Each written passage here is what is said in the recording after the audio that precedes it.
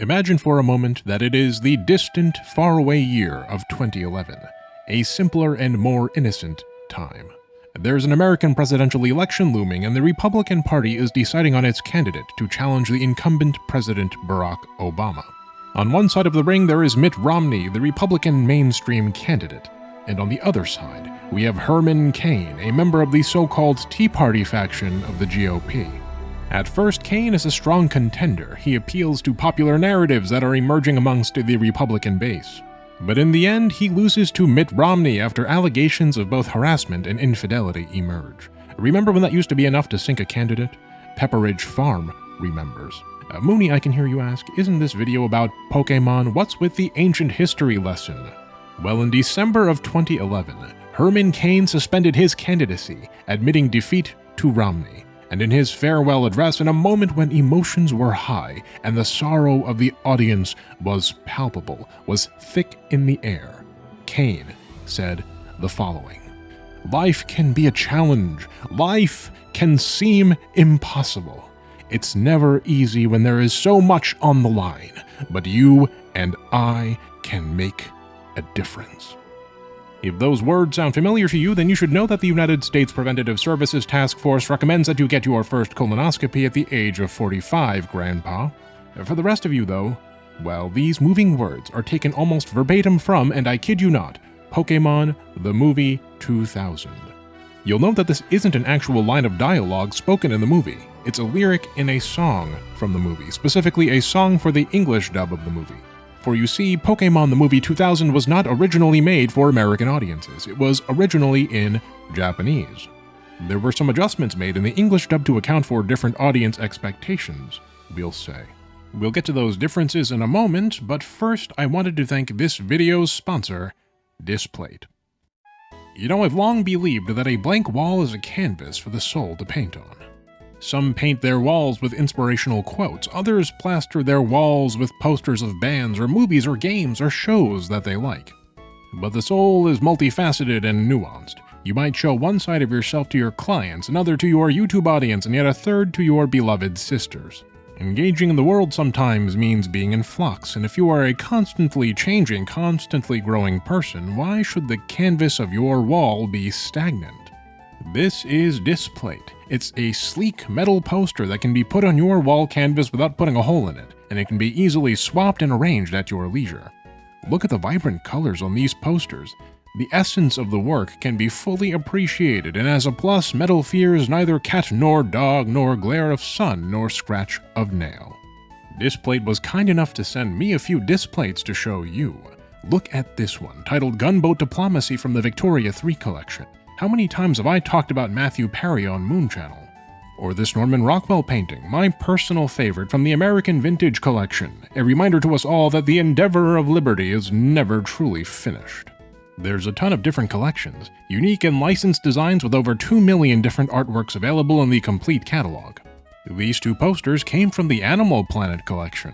This adorable whale poster in particular is a Textra poster, which is printed with tactile textures and 3D contours for a really distinct and beautiful look. And when the clients are gone and Maya or Pearly stop by the office, we can use Displate's magnet mounting system to swap that Rockwell right out for something more appropriate.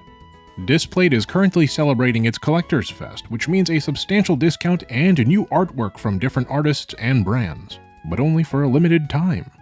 Click on the link in the description or go to displate.com/moonchannel and use code moonchannel to get 32% off 1 or 2 displates and 37% off for 3 or more. Remember, limited time offer, so make sure you get your plates. And who knows, if this sponsor resonates with you, you might even see some Moon Channel merch in the future. That's displate.com/moonchannel, code moonchannel. A special thank you to Displate for sponsoring this video.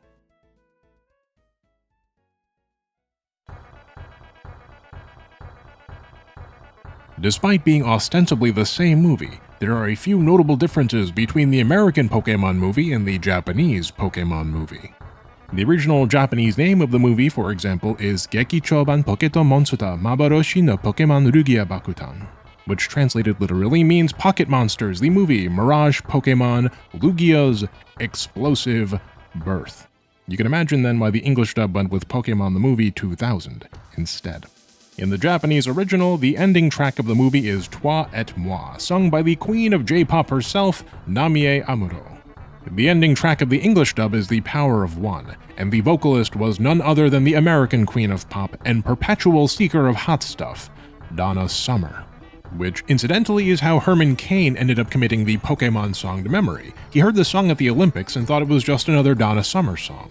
Quoting now from an interview Cain had with GQ, "I fell in love with this song, fell in love with how she, presumably Donna Summer, sang the song and fell in love with the words." Who wrote those words? Well, the words, the lyrics, were co-written by 5-time Grammy Award winner Mervyn Edwin Warren and Emmy Award-winning composer Mark Chait. To round out this perplexingly star-studded cast, the track was produced by 16-time Grammy Award winner David Foster, known for, amongst many other things, producing Whitney Houston's I Will Always Love You and Celine Dion's The Power of Love. The movie itself was produced by OLM Incorporated, based on Pokémon, which was made by Satoshi Tajiri, which itself is a property jointly owned in various capacities by Nintendo, Creatures Inc., and Game Freak. The English-language adaptation of the movie was published in the United States by Warner Brothers. So let me ask you this. When Herman Cain quoted the Pokémon movie throughout his campaign and in his farewell address, when he used those powerful Poké lyrics to charm crowds of proud American Poké patriots, who was he stealing from? Who owns those lyrics? Is it Donna Summer, who Cain and likely many others misattributed the song to? Is it the lyricist or the producer? Is it Warner Brothers? Is it OLM? Is it Satoshi Tajiri? Is it Nintendo, Creatures Inc., or Game Freak? Is it the Pokémon Company? It's confusing, isn't it? Welcome to the wonderful world of intellectual property law. It's just like the world of Pokémon, except instead of collecting pocket monster friends, you collect migraines and antidepressant prescriptions. The practice of IP law involves figuring out who owns what and in what capacity they own it. But who owns what is not the end of the question. It's one matter to own something de jure, by law, and it's another matter to operate something de facto, in practice. You have asked, and so ye shall receive. Let us take an utterly unhinged deep dive together into who really owns and runs Pokémon. Let's start with the absolute basics. There are 4 companies, each of which is implicated in the ownership and development of the Pokémon IP. There is Nintendo, Game Freak, and Creatures Inc. Together, they each hold 1/3 of the Pokémon Company. The relationship between the 3, however, is complicated. So here's what we'll do. We'll start by looking at the relationships that these 3 entities have before then going into the history that shaped these relationships. Then, at the end of the video, we'll see how it all looks in practice with regards to Pokémon today. Let's see then. To start, what's the best way to think about the ownership of Pokémon? Well, in Christian theology, God is understood to be 3 co-equal persons in one entity. This is a doctrine known as the Holy Trinity. God the Father, God the Son, and God the Holy Spirit, 3 beings, one God. The Trinity defines what God is. The 3 beings define who God is. But the Trinity is more than just a definition of God. The Trinity is also an understanding of God's agency. For you see, though the Trinity is 3 beings of the same essence, it is also of unified agency. One divine will, one divine essence, 3 co-equal consubstantial persons. Pokémon, the brand, is managed by the Pokémon Company, a company created jointly by Nintendo, Game Freak, and Creatures Inc. Most Pokémon fans thereby visualize the Pokémon brand as Trinitarian. 3 equal, consubstantial entities, one Pokémon Company. And this tripartite Pokémon Company, they imagine, is the unified will of all 3 of these entities, with Pokémon being inseparable from each entity. But the truth of the matter is that it's not that simple. That's right, Pokémon is literally more complicated than God. Bet you weren't expecting a theology lesson today, were you? Well, welcome to Moon Channel.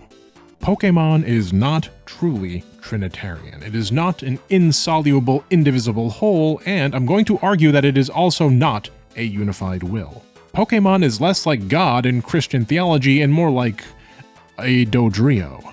Dodrio the Pokémon has 3 heads.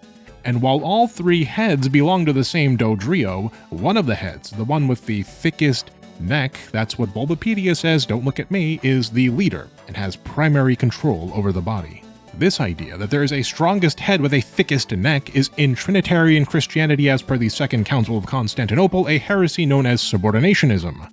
The idea that God the Son and God the Holy Spirit are subordinate to God the Father. I'd go one step further though and argue that the nature of the Pokémon Company Trinity is more akin to Arianism.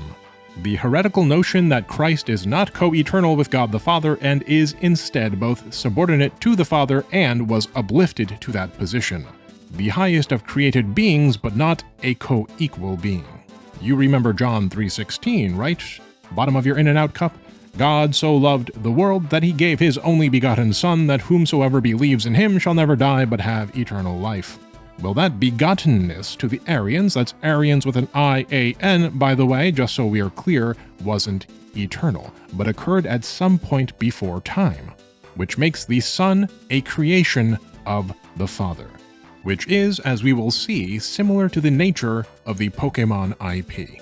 Now look, I get that this is super confusing, but believe me, this is the simple version. Try not to think too hard about the theology, it doesn't really make sense even to theologians. If you consider, for example, that the American licensing company 4Kids once owned 4% of Pokémon, then the analogy starts to get weird.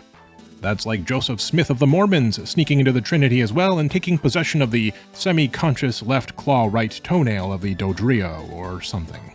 As I said, don't worry about it.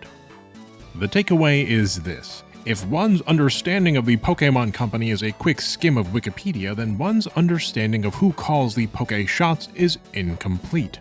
Of the three Dodrio heads, it is the Nintendo head that calls the shots. Nintendo has the thickest neck, and the Pokémon Company is an Aryan trinity with Nintendo as the highest authority.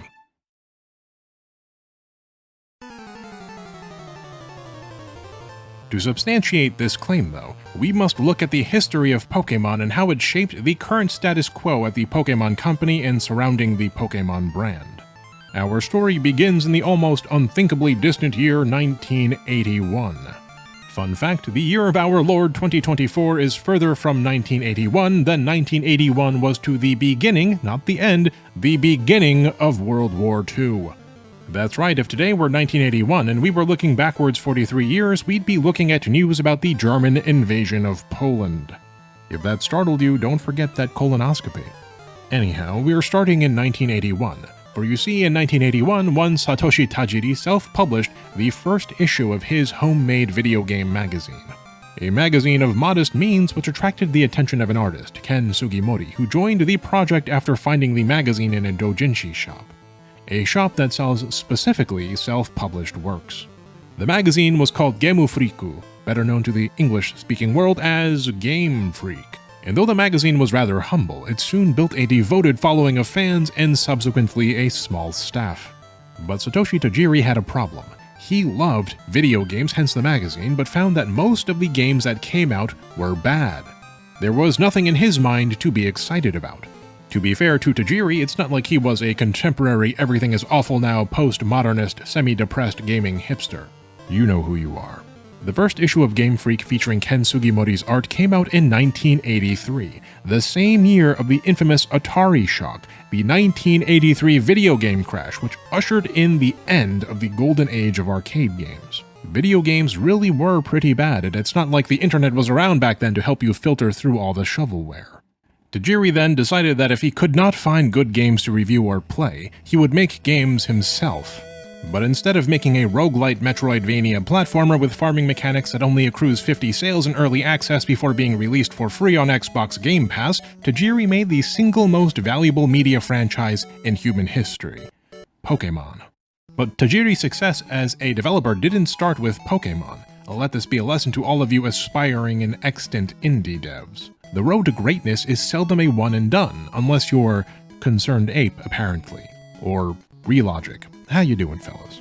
Tajiri's first game, released in 1989 in Japan and 1990 in the United States, was Quinty, also known as Mendel Palace. The game was published in Japan by Namco and in North America by Hudson Soft for the Nintendo Entertainment System. and the game was a modest success. It sold around 127,000 units worldwide, and GamePro scored it an utterly arbitrary 18 out of 25, as one does. Like a high school jazz band nerd deciding on a time signature for their first ever composition. Or like Ganondorf's battle theme in Ocarina of Time, which is written in, I kid you not, 23/16 time. 23 beats per measure, the 16th note receives 1 beat. Sorry, a lot of tangents in this video. I wrote this part of the script while half asleep, and it reads in hindsight like an episode of Family Guy written by Gex the Gecko. This is like forgetting to take your ADHD medication at Seth MacFarlane's house. I think I need a vacation. Back to Mendel Palace, though. There's one more thing about that game that I want to note. This is the cover art for Quinty in Japan. The game's about saving your girlfriend Jenny, who it turns out was kidnapped by your younger sister Quinty, who is jealous of the attention that you give to Jenny over her. It's cute and innocent. When Tajiri brought Quinty to the United States, though, and attempted to advertise it, it was universally rejected as being too cute. Hudson Soft eventually accepted the title, but chose to alter the title from Quinty to Mendel Palace, and to change the box art to something more serious and intimidating. By the way, this marketing trope that Americans prefer cool to cute persists to this very day, which is why American Kirby is always so angry. And keep this marketing quirk in mind for later in the video. The success of Quinty of Mendel Palace led to Game Freak developing other games, including Smart Ball, known in Japan as Jerry Boy. Jerry here meaning jelly, Jetty Boy, which received a middling review score of 12.9 from Nintendo Power. I can only imagine then that GamePro scored it a non-Euclidean hyperbolic triangle out of 22. Note the covers again. Kawaii on the one hand, and Kachow on the other. Other games released by Game Freak throughout the 90s included a puzzle game simply called Yoshi, Magical Taruroto-kun, Mario and Wario, Nonten to Isho, Kuru Kuru Puzzle, and Pulse Man, all of which also released to middling reviews and modest sales. But these were games made largely out of necessity, for in the background, as early as 1990, just after the release of Quinty, Tajiri had a vision, a dream.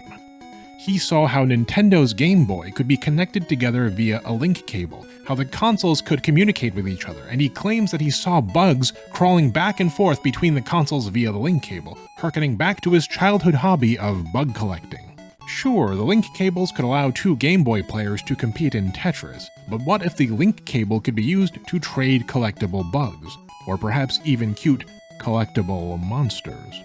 Tajiri took this idea and went to Nintendo, the staff of which it is said largely didn't understand Tajiri's concept. But there was one person at Nintendo who saw the potential in Tajiri's proposition, and that person was none other than the legendary Shigeru Miyamoto.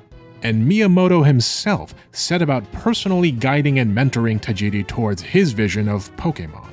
That's right, the creator of Mario, the creator of Zelda, of Star Fox, of Pikmin, of Nintendogs, personally mentored Tajiri. If you're familiar with the Pokémon anime, you might have known that Ash's name in the original Japanese was Satoshi, named after Satoshi Tajiri. You might have not known that his rival Gary, Professor Oak's grandson, is named Shigeru after Miyamoto. Which means if you're one of those people who ships the two characters together, you are literally shipping the creator of Mario and the creator of Pokémon together. If you are in fact one of those shippers, then please roll 1d10 psychic damage.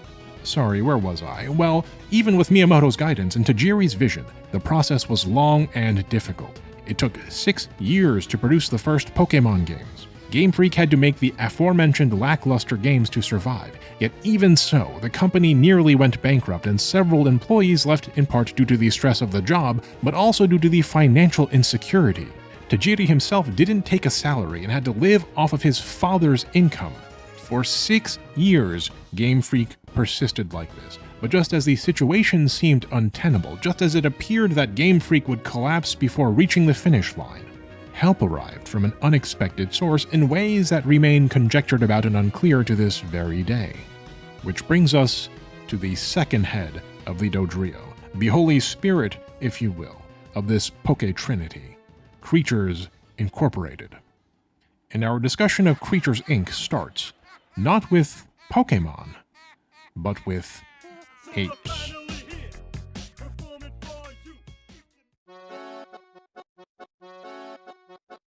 This is Shigesato Itoi.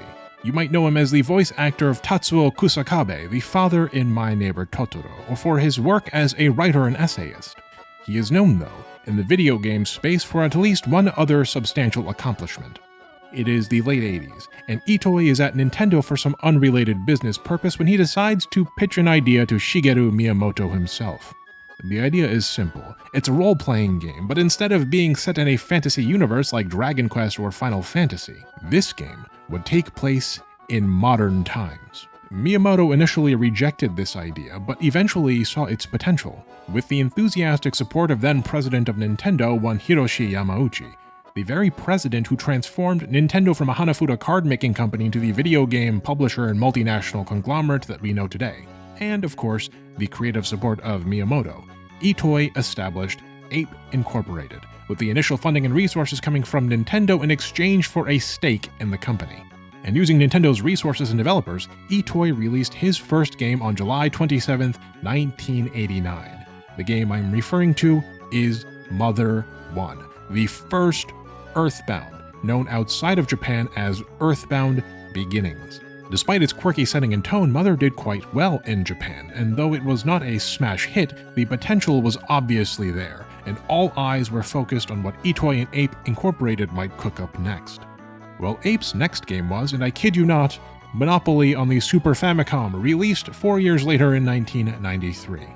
But, you know, that's just how game development is sometimes. You make what you have to get the funds you need for the actual things that you want to make. And what Itoi wanted to make was Mother 2, the game known outside of Japan as Earthbound. But Earthbound had a very troubled development. To start, Earthbound was extremely ambitious, and as such, development took a lot longer than expected, with the game receiving multiple threats of cancellation as a result. The devs at Ape Incorporated struggled to make the complicated graphics, sound design, and gameplay fit into the technical parameters of the Super Famicom. The title was simply too ambitious for Ape, and it seemed like the project would choke as it reached the finish line. It was at that pivotal moment, when all hope seemed lost, that Nintendo directly intervened in the development of Mother 2.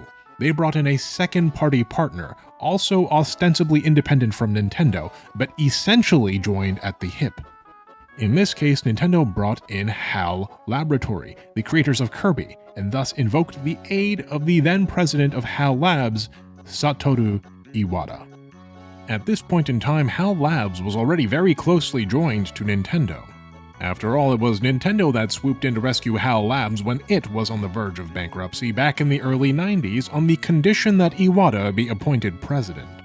See if you can spot a pattern of behavior here as we continue. The arrival of Iwata and HAL Labs completely turned the situation around for Ape. Itoi himself stated that Earthbound's problems were all but resolved the moment Iwata joined the team. The veteran developers at HAL, led by the brilliant Iwata, handled the game programming while the devs at Ape worked on the text, the maps, and other specific design points. And thus, after a 5-year development cycle, just as hope seemed lost, the timely intervention of Nintendo and HAL Labs, both in terms of their technical support, but also, allegedly, financial support, pushed Earthbound over the line and saw its release. The game sold well, but it was not a commercial smash hit. Nevertheless, it is remembered extremely fondly and remains to this day a cult classic that many argue is amongst the greatest games ever made. If you're familiar with the Mother series with Earthbound and recognized the sound font of this backing track, you might know that there is, in fact, a third game in the series, the never released in the West, Mother 3. I have a video on the reasons why, by the way, if you're curious. Well, Mother 3 was written by Itoi, but it was not produced by Ape. In fact, Mother 3 was released over a decade after Mother 2 by then-developer Brownie Brown, who also made one of Pearly and I's favorite games in Fantasy Life. You might know them better now as 1UP Studio, who've worked on Nintendo first-party titles ranging from Super Mario Odyssey to Animal Crossing New Horizons to Ring Fit Adventure. Oh, and of course Mother 3 was also worked on by HAL Labs. But the long story of Mother 3 might be for another video. Why did I tell you all of this? Well, after the monumental work that went into Earthbound, Ape scaled back its operations. It produced its final games in 1995, unless one counts the port of Mother 1+2 in 2003 over to the Game Boy Advance. The company still exists, and Itoi is still the president. It sits around managing the Earthbound IP, but it is a vestigial appendage of Nintendo proper. The Ape Inc. name slowly faded into obscurity, but the people at Ape Incorporated, the edifice of Ape Inc. itself, were not left to rot. The former staff of Ape Inc., now veteran devs themselves, were reorganized with Nintendo's direct involvement into a new company with a new purpose. And similar to how Ape Inc. was formed, Nintendo might also have some undisclosed stake in this company. At the head of this new entity was placed an extremely experienced developer over at Ape, Tsunekazu Ishihara. If that name sounds familiar to you, it's because Ishihara is the current president and CEO of the Pokémon Company.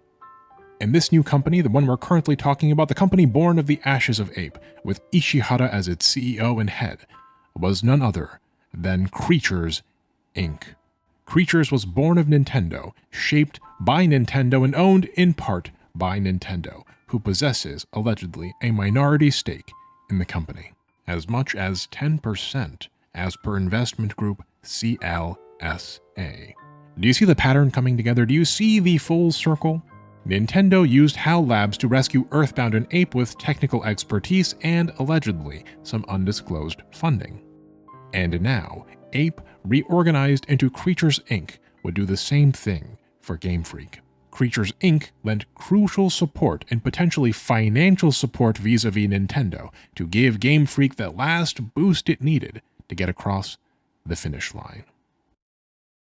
But Mooney, I can hear you say, Creatures Inc. was established on November 8, 1995. Pokémon Red and Green were released in Japan in February of 1996. The games would have been feature complete by then and ready to ship, and I've read before that Creatures Inc. didn't directly contribute to the programming of Pokémon Red and Green. Aren't your claims a bit of a leap of faith? A jump, if you will? All of these are true, but support isn't always technical. As we previously stated, Nintendo proper provided some technical support, but in the case of Game Freak, the issue wasn't technical competence. It was financial solvency, and thus this was the issue that Nintendo fixed using the tools at its disposal. Creatures Inc. ostensibly played a part in fixing the financial troubles, but even if we remove the hard-to-corroborate inner dealings here, Creatures Inc. still got directly involved in certain aspects of business that took a lot of pressure off of Game Freak. Consider this Iwata Asks interview, in which the late Satoru Iwata, now the president of Nintendo, interviews Ishihara, the president and CEO of the Pokémon Company, and Shigeki Morimoto, the director of Pokémon Emerald and Heart Gold and Soul Silver, and a dev that has been at Game Freak since 1992. Oh, also he designed Diglett, and Mankey, and Tauros, and Shuckle. Oh, and Mew, that was him too. And also Piloswine. You can read the whole interview for yourself, as it is quite fascinating, but I want to bring your attention to a few parts in particular. The first part is this exchange between Iwata and Ishihara. Iwata begins by stating, "Now planning for Pokémon began in," and Ishihara interrupts, "It was 1990. Iwata continues, "Red and Green were released 6 years later in February 1996, which means that they had an incredibly long development period." Ishihara responds, "Yes, they really did," and he laughs.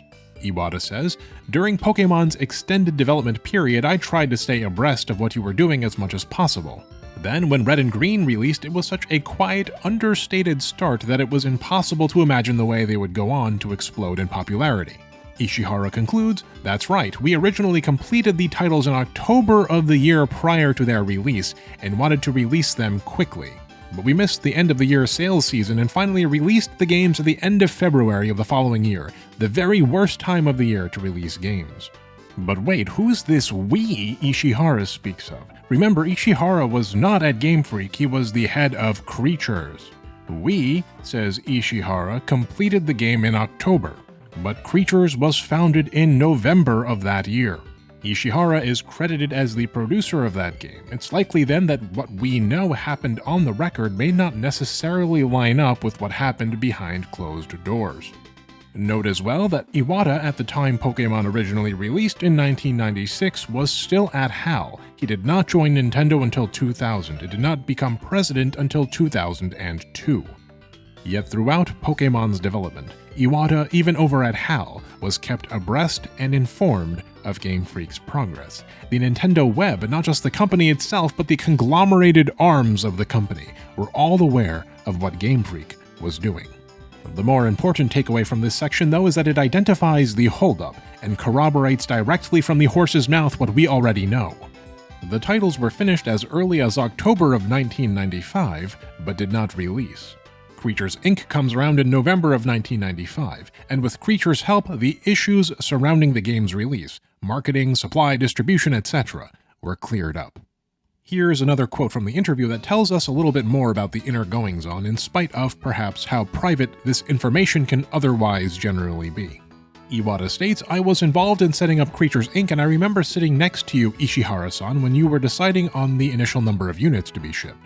Ishihara states, "That's right, you were," and then he laughs. Iwata continues, "I recall that the initial number of units to be shipped was smaller than I'd expected, but even so, I had quite high expectations. With the number of units, I imagined that they'd fly out of the shops and that stock would run dry very quickly.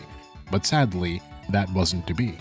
At this point in time, Iwata has intimate knowledge of the operations of Creatures Incorporated because despite not being a Nintendo employee at the time, Iwata was acting as a liaison between Nintendo and Game Freak, and as a result, Iwata was appointed to the board of directors at the newly operational Creatures. Creatures Inc. wasn't set up out of the blue for no reason. It was a purposeful initiative by Nintendo to assist in this final push for Game Freak, and there's a good reason why it owns a third of the Pokémon IP. Believe me, the reason Creatures Inc. is ahead in this dodrio isn't because of the trading card game. Yes, the TCG is popular and profitable, don't get me wrong. It has a gross revenue of $21 billion with a B dollars as of 2023.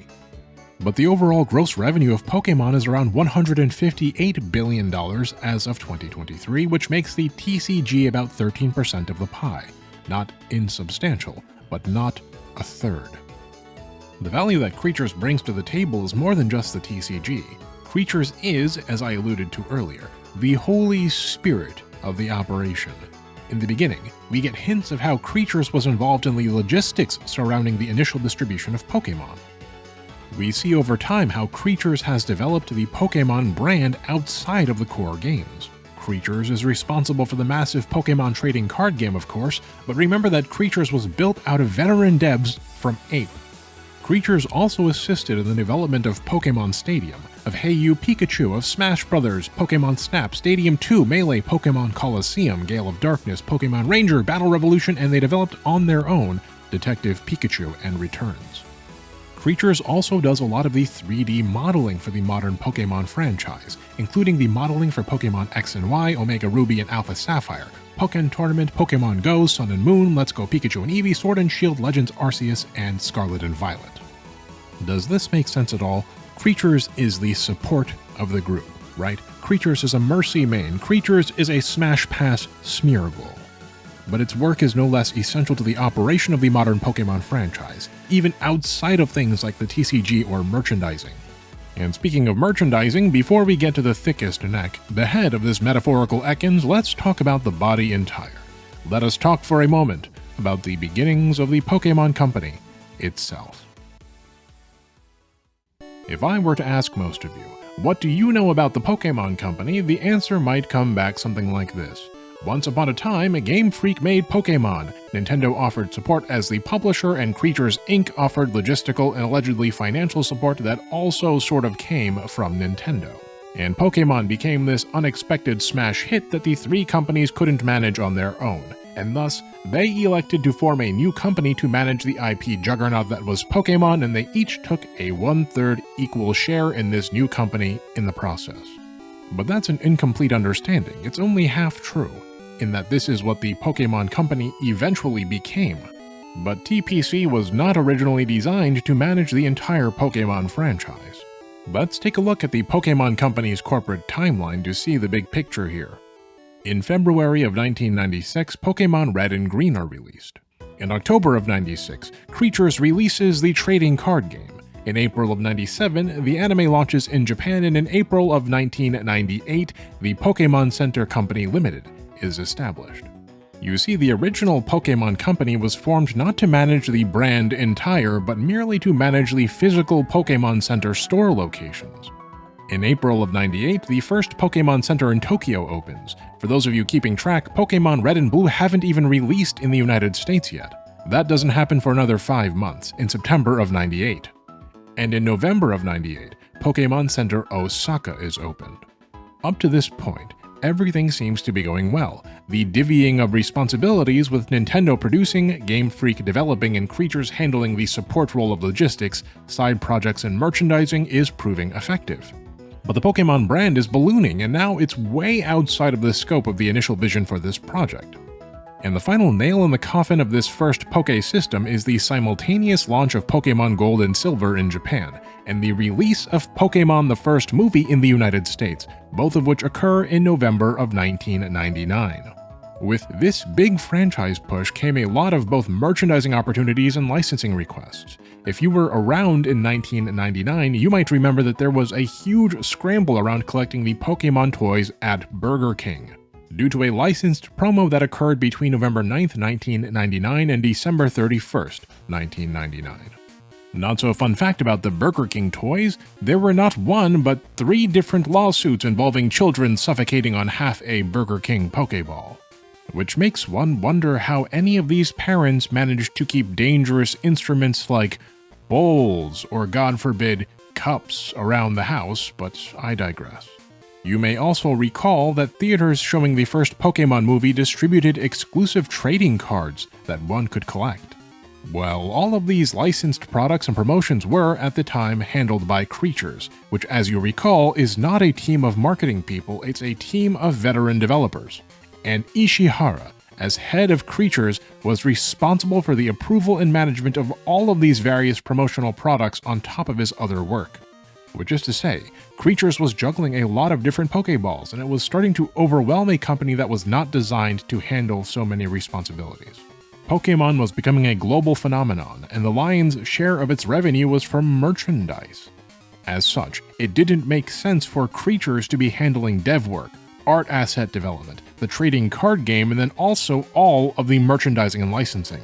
To that end, Nintendo, Creatures Inc., and Game Freak put their metaphorical rings together and summoned Captain Planet. They turned the Pokémon Center Company, which was built for the much smaller purpose of managing the physical stores, into the Pokémon Company that we know today. And who, you might ask, was the architect behind the Pokémon Company? Who set it up as we understand it to be? Well, we already discussed Ishihara's role, but let's take a look at this discussion between Iwata and Ishihara published on Nintendo's website. Iwata begins. When Pokémon Gold and Silver proved so popular, the number of proposals for related products coming your way increased. Ishihara responds, yes, and it wasn't just in Japan. Product proposals flooded in from overseas, too. Things gradually got out of hand until I thought that approving this volume of products simply wasn't a job that a single person could cope with. Note the implication here, by the way. A single person. It's possible that Ishihara was responsible for okaying each and every single product coming in. Remember, at this time, Game Freak and Creatures Inc. are both pretty small companies with very modest employee counts. Moving on, Iwata says, I think it was probably around that time, but I can remember that you wrote down a list of what was needed for Pokémon to continue. Skipping ahead a little bit, Iwata continues, it was at that point that you concluded that a new organization would be necessary and you established the Pokémon Company. Ishihara replies, that's right. At that time, Game Freak really had their hands full and wouldn't have had the capacity to work on the next title. The necessity to properly gather together all of the strands of brand management and overseeing licensing led to the establishment of the Pokémon Company. Iwata responds, I joined Nintendo in June 2000, and one of the first jobs I was involved in was the establishment of the Pokémon Company. To which Ishihara finally shares with us the precise role that Iwata played. So it was. When the idea of setting up the Pokémon Company was originally discussed, I actually thought, it can't be done. This was because the number of Pokémon licensees and rights holders had increased so dramatically, which I thought would make setting up a new company to consolidate all of this impossible. But Iwata-san, you were good enough to play a coordinating role not just for the domestic market, but globally. You really made an incredibly valuable contribution." What does this interview tell us? Well, it tells us why the Pokémon Company came about, but it also tells us how it came about, and how it came about was through the direct involvement of Nintendo, with Iwata being specifically tasked by Nintendo to put this company together. So that's how the Pokémon Center Company became the Pokémon Company. There's a lot more to say about the Pokémon Company and the relationship therein, but before we get to that final piece of the puzzle, we must finally talk about that thickest of necks, Nintendo itself. The early days of Pokémon show us just how directly involved Nintendo was with the success of Pokémon as a franchise. Yes, Tajiri and Game Freak came up with the idea and they programmed it, but right from the outset we had Shigeru Miyamoto stepping in to mentor Tajiri. We had Ishihara and Iwata contribute via Creatures Inc. If you look at the credits for the original Pokémon games, you will see that Tajiri is credited as the director and designer, but that Miyamoto and Ishihara are credited as the producer alongside one Takashi Kawaguchi, a former producer and PR manager at Nintendo who came himself from Ape Inc. We discussed Iwata's involvement with regards to Creatures Inc., but he was also very hands-on with Pokémon in general. Iwata, you see, was a brilliant programmer prior to becoming the president of HAL, and when Game Freak struggled to fit all of their desired features for Pokémon Gold and Silver onto the Game Boy's limited cartridge, they brought the problem to Iwata, who was able to compress the game's data such that the entire Kanto region could be fit on the cartridge as well. Iwata also directly assisted with debugging, and he reverse-engineered the battle logic from the original Pokémon games so that they could be used in Pokémon Stadium. It's very possible that we would not have Pokémon Gold and Silver as we know them today without the direct intervention of Satoru Iwata. And remember what I said a little while ago about angry American Kirby? Well, Pokémon was originally slated to receive the same treatment. Tajiri claims that he was sent a new Pikachu that was meant to appeal to American audiences, which looks, and I quote, like a tabby cat with breasts, which is thereafter compared to convention cosplay, make of that what you will. But Iwata notes in a separate interview that instead of caving, Nintendo president Hiroshi Yamauchi saw releasing cute monsters in the States as a challenge, and thus Nintendo elected not to Americanize Pokémon. Imagine the horrors of a world in which every Pokémon is Lopunny. As we all know, Iwata became the 4th president and CEO of Nintendo on May 24, 2002, but his involvement with Pokémon never ceased. Iwata was credited as the executive producer for the mainline games Ruby, Sapphire and Emerald, Fire Red and Leaf Green, Diamond, Pearl and Platinum, and Black and White. Why have I told you all of this? Well, it's to make the case that Nintendo is ultimately the entity that steers the entire ship. That Nintendo has, number one, a lot more executive control over both the Pokémon games and brand than people might think. Number two, that it has always had this degree of direct control but exercises it indirectly, which we'll get to. And number three, that Nintendo has not de jure, but de facto control over the Pokémon IP. Not by law, but in fact. Why then does Nintendo do it this way? With Kirby, for example, Nintendo owns 100% of the Kirby trademark, but notably not all of the rights. HAL has creative control and retains certain rights to various original characters or concepts, but the Kirby brand as a whole belongs to Nintendo. Nintendo and HAL then each own 50% of a third joint company known as WarpStar Incorporated, which was formed to manage the anime series but now handles the licensing and merchandise management amongst other things. WarpStar is the old Creatures Inc. and the current-day Pokémon company in role and scope, but for Kirby. Fire Emblem is the same way. For both of these brands, Nintendo owns the important part, the trademark. Why is Pokémon even further detached from Nintendo than these less valuable brands are? Does this mean that Game Freak could go off the rails one day and thicken its neck to reign supreme over the IP? The answer to that question is, quite simply, no. For you see, the reason why Nintendo has developed this web of many second parties instead of building a giant monolithic entity is due to the nature of Japanese business practices. As Japanese companies grow, they tend to branch out and operate as conglomerates in the Zaibatsu/Keiretsu model. I've discussed this before in previous videos, but the gist is this. Japan is dominated by massive monopolistic corporations of many subsidiaries and affiliates that operate through largely indirect control, pulling on certain threads only when necessary. This, for example, is Mitsubishi, the company most of us here in the English-speaking world know as a car company. But Mitsubishi is not just a car company. It is a massive conglomerate of many different companies, all of which are operated semi-independently, but which all serve the same core interest of empowering Mitsubishi Group. Mitsubishi owns and operates one of the largest banks in the world, Kabushiki Gaisha Mitsubishi UFJ Financial Group. It owns and operates one of the world's largest heavy industrial companies, which produces everything from fighter jets to cruise ships, from satellites to submarines, from space rockets to ballistic rockets, called Mitsubishi Heavy Industries. And it operates various financial and business groups, building infrastructure projects in Dubai or trading in crude oil commodities or manufacturing chemicals under the broader Mitsubishi Corporation name. And these three, of which you will note Mitsubishi Motors is not included, are literally called within the greater Mitsubishi conglomerate the Gosanke, the three great houses. And they meet every Friday to discuss the wider direction of the company, with lesser members participating in their get-togethers on a rotating basis.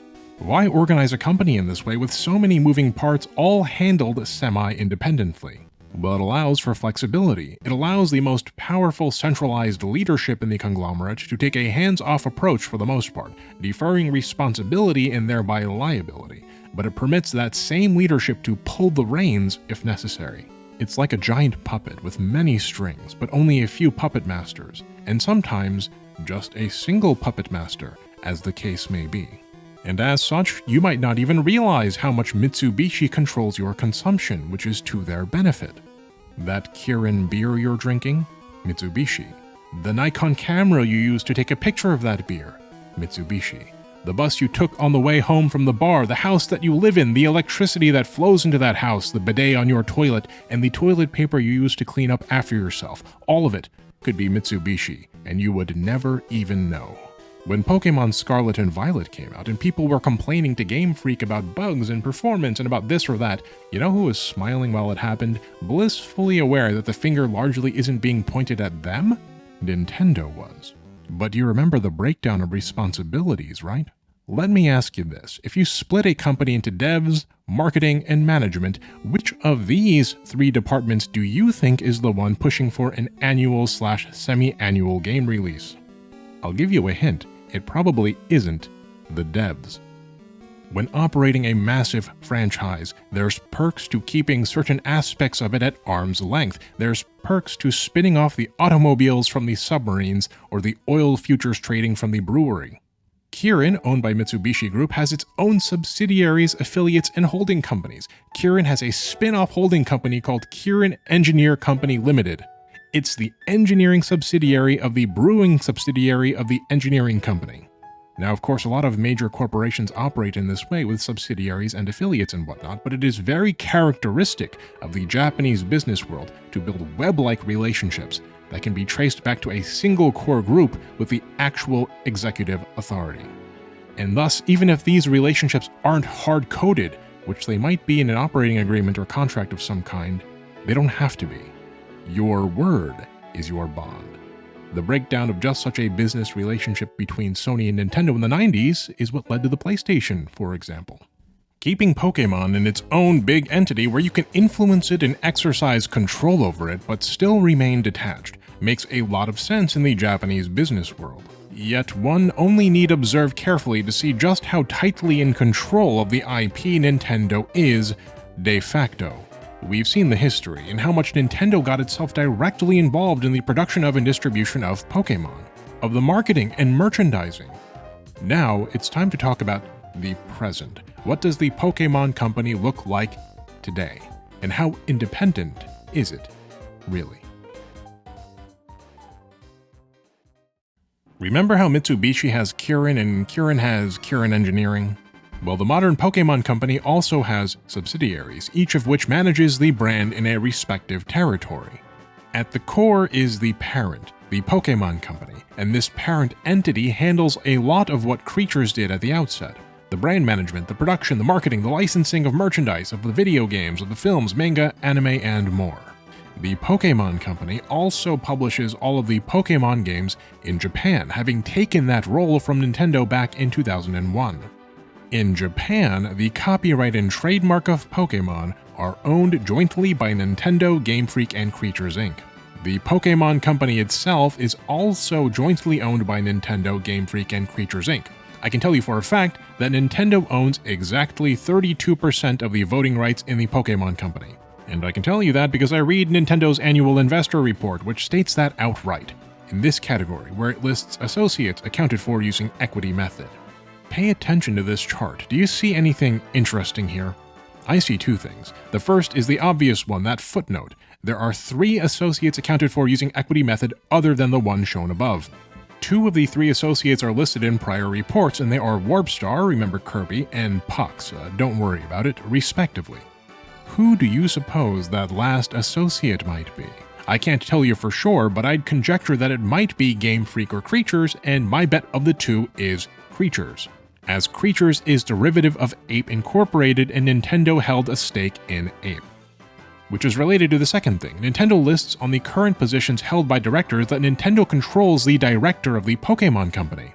The representative director of the Pokémon Company is none other than Tsunekazu Ishihara, who went from Ape to Creatures to the Pokémon Company. He never worked for Nintendo and was merely an affiliate, not unlike Iwata during his time at HAL. Unless, in some capacity, that isn't actually the case, as we know Creatures was spawned with Nintendo's backing to assist Game Freak, and that Nintendo has had a consistent, long-term strategy that involves maintaining Game Freak as an independent studio in a manner similar to HAL Labs, or Intelligent Systems, the studio behind Fire Emblem and Paper Mario amongst other games. So Nintendo has potentially a stake in Creatures Inc. It also has control over the director of the Pokémon Company. What other advantages does Nintendo have in this trinity that the others do not?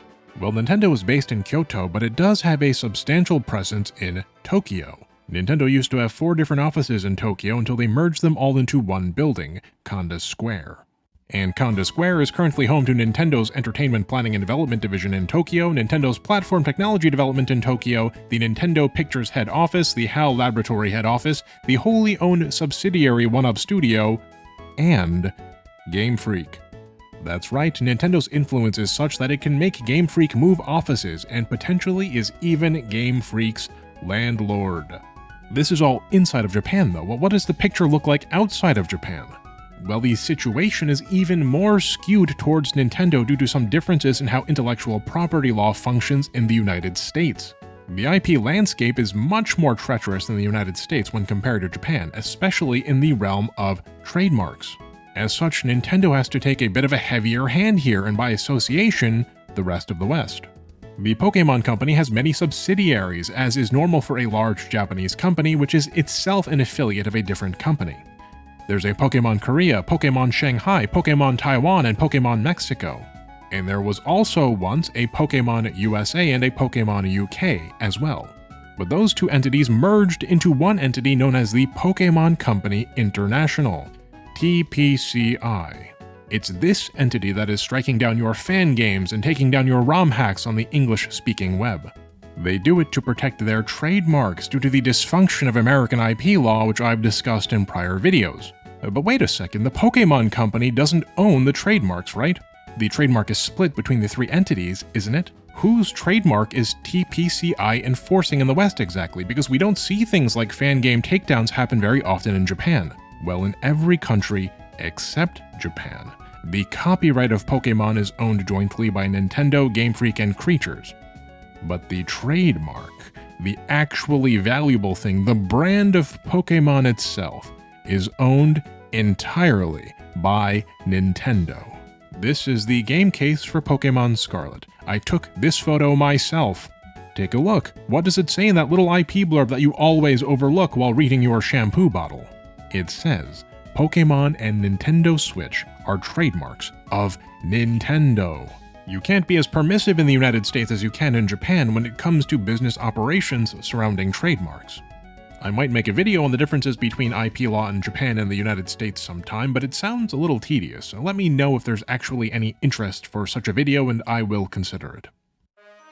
The takeaway is this: when the mask comes off, the person underneath is Old Man Nintendo. Nintendo is the thickest neck. Nintendo is the one maneuvering the brand. It's not controlled by mandate or anything. It's not like Nintendo is barking orders which the other two follow.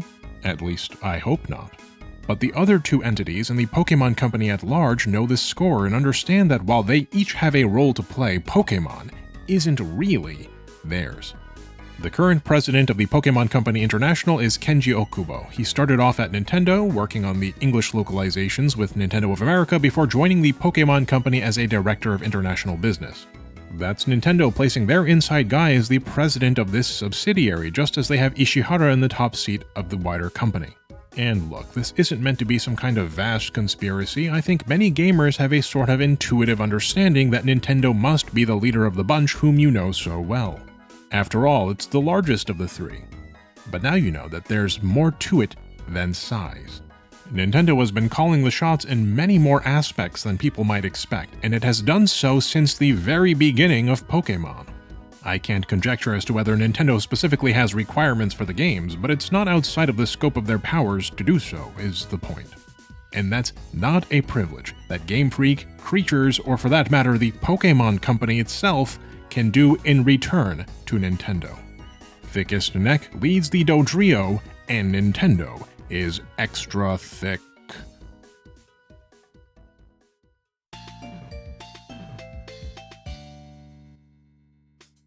The year is 325 AD. In the ancient city of Nicaea in what is now modern-day Turkey, Emperor Constantine the Great calls to order an ecumenical council that would decide the very fate of Christianity. The various schools of Christian thought were represented at the council. The Orthodox Nicenes were present, the Sabellians, the Modalists were present. But really, the purpose of the council was to address the Arian controversy. Arius, you see, was not a bishop, but a mere priest from Alexandria, and his followers believed that Jesus Christ, the Son of God, was not co-eternal or consubstantial with God the Father. They believed that God the Son was a created being, and therefore distinct and subordinate to the Father. This flies in the face of the Holy Trinity. How can three parts each be fully God in equal measure if one part created another, if one of those parts was begotten? This could not be rectified at the council, and thus Arianism was declared a heresy, and the works of Arius were ordered destroyed.